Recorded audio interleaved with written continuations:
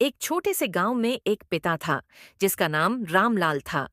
वह अपने परिवार के लिए बहुत मेहनती और संवेदनशील थे। रामलाल की एक छोटी सी दुकान थी जिसे वह रोज देखभाल करते थे और अपने परिवार का पालन पोषण करते थे।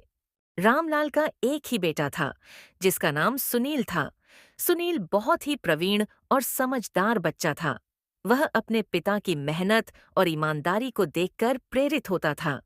एक दिन सुनील ने अपने पिता से पूछा, पिताजी, आप इतनी मेहनत क्यों करते हैं? क्या यह सब कुछ हमारे लिए ही है?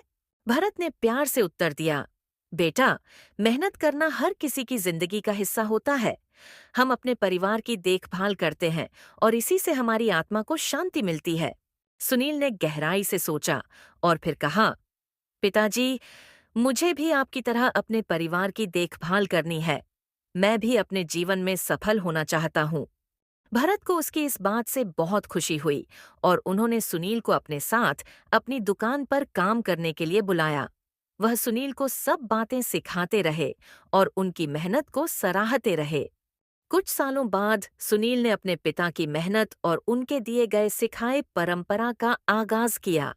वह अपने पिता के बदले अपनी परिवार की देखभाल करने लगा और दुकान को और भी सफल बनाने का प्रयास करता रहा। इस कहानी से हमें यह सीखने को मिलता है कि मेहनत, संघर्ष और परिश्रम ही हमें सफलता की ओर ले जाते हैं।